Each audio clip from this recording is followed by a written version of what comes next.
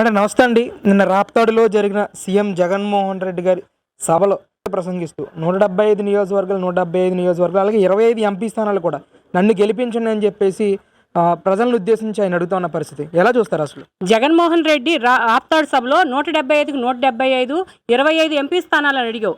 నీకు 22 ఎంపీ స్థానాలు ఇస్తే నువ్వు ప్రత్యేక హోదా తీసుకొస్తానన్నావు. ప్రత్యేక హోదా కూడా నువ్వు తీసుకురాకుండా 175 స్థానాలు కావాలంటున్నావు. ఎలా ఇస్తారు? నిన్ను నమ్మిన చెల్లిని వదిలేసి చెల్లిని తెలంగాణ తరిమేశావు. ఇప్పుడు చెల్లి కాంగ్రెస్ అధ్యక్షురాలయ్యింది. నిన్ను జనాలు ఏ రకంగా నమ్ముతారు? అవ్వాతాతలను నమ్మమంటున్నావు. అవ్వాతాతలు నిన్ను ఎలా నమ్ముతారు?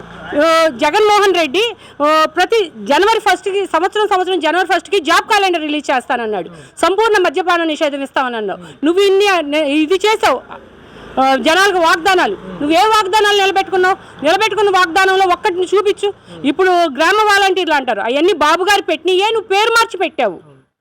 అంటే ముఖ్యంగా ఆయన మాట్లాడుతున్న ప్రతి అక్క చెల్లెమ్మ అవ్వతాత ఎవరైతే యూత్ ఉన్నారో వాళ్ళందరూ కూడా నాకు స్టార్ క్యాంపెయినర్గా మీరే మారాలి నన్ను గెలిపించడానికి అని చెప్పేసి ఆయన మాట్లాడుతున్న పరిస్థితి ఎలా చూడొచ్చు? స్టార్ క్యాంపెయిన్గా వాళ్ళు ఎలా ఉంటారు? నువ్వు యువతకి ఉద్యోగం లేదు, ఉద్యోగం లేకుండా యువత గంజాయి డ్రగ్స్కి అలవాటు పడ్డారు. నీకు స్టార్ క్యాంపెయిన్ ఎవరిస్తారు? నీకు స్టార్ క్యాంపెయిన్ ఇవ్వాలంటే సుబ్బారెడ్డి, విజయసాయిరెడ్డి, రోజా వీళ్ళు ఇస్తారు స్టార్ క్యాంపెయిన్గా. ఒక అవ్వాతాత కాదు, జనాలందరూ తెలివి మీరారు. ఎప్పుడు సమయం వస్తుందో ఇంకా 2 నెలలు వెయిట్ చేస్తున్నారు. సమయం వచ్చినప్పుడు ఓటు ద్వారా వాళ్ళు తీర్పుని మీకు వెల్లడిస్తారు. అంటే ఈ రాప్తాడు సభ ద్వారా ఇప్పటికీ ఎన్నికల సంఘం పూరించాం. ఈ సభకి వచ్చిన జనాలను చూసి టీడీపీ వాళ్ళు కానీ జనసేన వాళ్ళు కానీ బెంబేలెత్తిపోతూ ఉన్నారనే ఆరోపణలు కూడా పెద్ద ఎత్తున చేస్తున్నారు వైసీపీ నాయకులు. రాప్తాడు సభ విజయవంతమైతే ఇప్పుడు ఒక విలేకరి అక్కడ మొత్తం తీసి చూపిస్తుంటే ఆ విలేకరిని నీ వైసీపీ కార్యకర్తలు ఎగిరెగిరి తన్నారు. ఇప్పుడు పార్టీలు ఏదైనా పర్లేదు, నువ్వు ఒక మనిషిని నీ ప్రసంగం విని నువ్వు రెచ్చగొట్టావు. ఆంధ్రజ్యోతి అది ఇదని నువ్వు రెచ్చగొట్టడం వల్ల వైసీపీ వాళ్ళు కార్యకర్తలు ఆయన ఎగిరెగిరి తన్నారు. అదే ఆ మనిషికి ఏదన్నా అయితే ఆ భార్య బిడ్డలకు గతి ఏంటి? నువ్వు ఎలా చేస్తున్నావు? నువ్వు ఏ రకంగా పరిపాలిస్తున్నావు? నువ్వు యువత అనేది వాళ్ళు ఎవరు నీ వెనకమాలేరు. ప్రతి ఒక్కళ్ళు 2 నెలల కోసం సమయం చూస్తున్నారు. సమయం చూసి మొత్తం తీర్పిస్తారు. అంటే ఒక విలేకరి మీద ఇలా దాడి చేయడాన్ని ఎలా చూడొచ్చు అంటారు? అసలు ప్రజాస్వామ్యంలో ఎవరికైనా వాక్ స్వాతంత్రం ఉంది. ఆ వాక్ స్వాతంత్రం ఎవరికైనా, ఇప్పుడు మీడియా నువ్వు సాక్షి పేపర్లో ఇప్పుడు బాబు గారి గురించి కానీ లోకేష్ గారి గురించి భువనేశ్వర్ గారి గురించి ఎన్ని అవాకులు చవాకులు పేల్పిస్తున్నావు.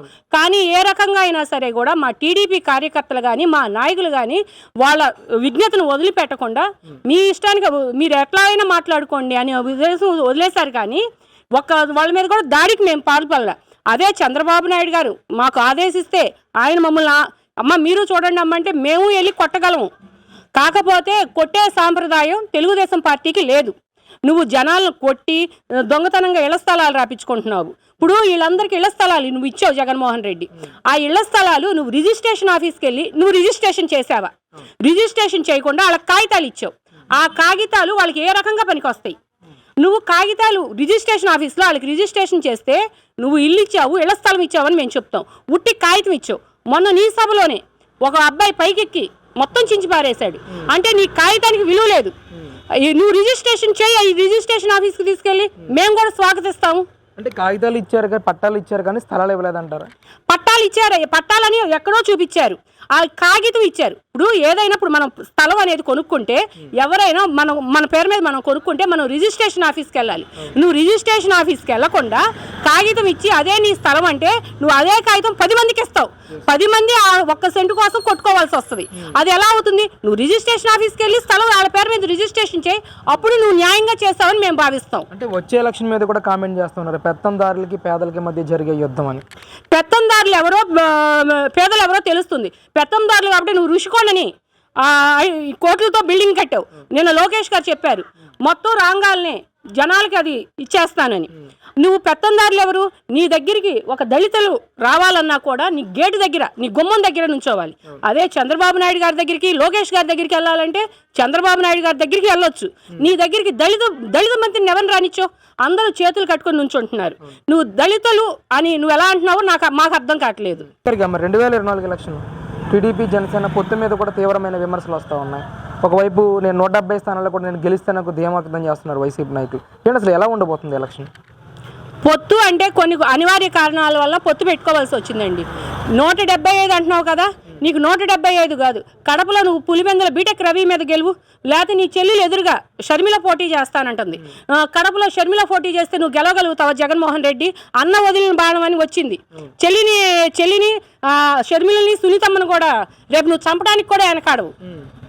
షర్మిల గారి ప్రసంగాలు చూస్తూ ఉంటాయి, జగన్మోహన్ రెడ్డి గారి మీద తీవ్రమైన విమర్శలు చేస్తూ ఉన్నారు. ఇది ఎంతవరకు నిజం అంటారు? ఎందుకు సీఎంఓ ఆఫీస్ నుంచి కానీ జగన్మోహన్ రెడ్డి గారి తరపు కానీ ఎందుకు ఈ విమర్శల మీద ప్రతిస్పందించట్లేదు అంటారు? అసలు షర్మిల గారు చేసిన వ్యాఖ్యలు 100% నిజమండి.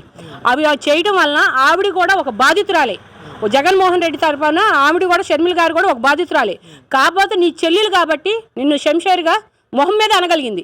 నువ్వు అందరినీ పెట్టి తిట్టిస్తున్నావుగా, నీ చెల్లెల్ని తిట్టించు. ఇప్పుడు కొడాలి నానిని, వల్లభనేని వంశీని, రోజాని వదులుతావు తిట్టడానికి. ఇప్పుడు నీ చెల్లెలు నీ మీద ఇన్ని అభియోగాలు చేస్తుంది. నీ చెల్లెళ్ళు అనే ధైర్యం నీ మంత్రులకు కానీ నీకు కానీ ఉందా?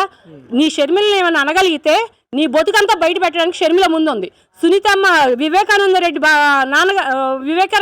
గారిని చంపింది కూడా మీరేనని షర్మిల గారు వీళ్ళు మొత్తం చెప్తున్నారు కోర్టులో.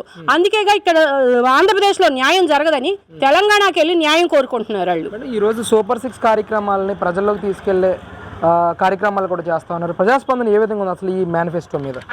ఇప్పుడు బాబు గారు ఇచ్చిన సూపర్ 6 పథకాలండి, సూపర్ 6 పథకాలు చాలా బాగున్నాయండి. ఒక మధ్యతరగతి గృహిణిగా నేను చెప్పగలుగుతాను, ఒకరోజు మాకు ఏదైనా పని మీద మేము ఢిల్లీ వెళ్ళాల్సి వచ్చింది. ఢిల్లీ వెళ్ళాల్సి వస్తే అక్కడ ఆర్టీసీ బస్సులు మధ్యతరగతి వాళ్ళకి, ఎవరికి కాదు, మహిళలకి, ప్రతి ఒక్కరికి ఆర్టీసీ బస్సులు ఉచితం ఇచ్చారు. ఆర్టీసీ బస్సులు ప్రతి ఒక్క మహిళలకి ఉచితం ఇచ్చారు. ఇక్కడ సూపర్ 6 పథకాలు అంటున్నారు. సూపర్ 6 పథకాలు ఏమి ఇవ్వట్లేదు. జగన్మోహన్ రెడ్డి ఒక పిల్లాడికి ఇస్తున్నాడు. నువ్వు ఇంట్లో 2-3 పిల్లలు ఉంటే ఒక పిల్లాడికి చదువుకి డబ్బులు ఇచ్చి 2 పిల్లలకి చదువు ఇవ్వకపోతే చంద్రబాబు నాయుడు గారు పెట్టింది ఎందుకు? ఒకళ్ళున్నా, 2 ముగ్గురున్నా ప్రతి ఒక్క పిల్లాడికి 15,000 ఇచ్చారు సంవత్సరానికి. అలా ఇవ్వాలి. కాకపోతే నువ్వు ఒక పిల్లాడికి ఇచ్చి ఒక పిల్లాడిని వేరే దానికి తల్లిదండ్రులు ఎలా కష్టపడతారు? కుటుంబానికి న్యాయం చేయాలి. ఏంటండి అసలు ఈ బస్సు ఫ్రీ అనే కార్యక్రమాన్ని కూడా ప్రజలకు తీసుకెళ్తా ఉన్నారు. 3 గ్యాస్ సిలిండర్లు కానీ ఎలా ఉందండి ప్రజాస్పందన అసలు? ఇప్పుడు బస్సు ఫ్రీ అంటున్నారండి. బస్సు ఫ్రీ అన్నది ప్రజల్లోకి బాగా వెళ్ళిందండి. ఎందుకంటే ఇప్పుడు మనం తెలంగాణ ప్రభుత్వంలో చూసాం, ఆర్టీసీ బస్సు ఎలా వెళ్తుందో మనం చూసాం. కాకపోతే అక్కడ ఉన్న దానికన్నా ఇంకా భిన్నంగా చంద్రబాబు నాయుడు గారు విజనరీ లీడర్ కాబట్టి ఇంకా కొన్ని దాన్ని అభివృద్ధి చేసి అక్కడకు ఉన్న దానికన్నా ఇంకా ఎక్కువ అభివృద్ధి చేయగలరు. సంవత్సరానికి 3 గ్యాస్ బండ్లు అంటున్నారు. ఇప్పుడున్న గ్యాస్ బండ్లు 1,240 రూపాయలు అవుతున్నాయి. 3 గ్యాస్ బండ్లు ఉంటే మధ్యతరగతి కుటుంబీకులు వాళ్ళు చాలా సంతోషిస్తారు. సంవత్సరానికి 3 గ్యాస్ బండ్లు చాలు. మాలాంటి మధ్యతరగతి కుటుంబానికి సంవత్సరానికి 3 గ్యాస్ బండ్లు సరిపోతాయి.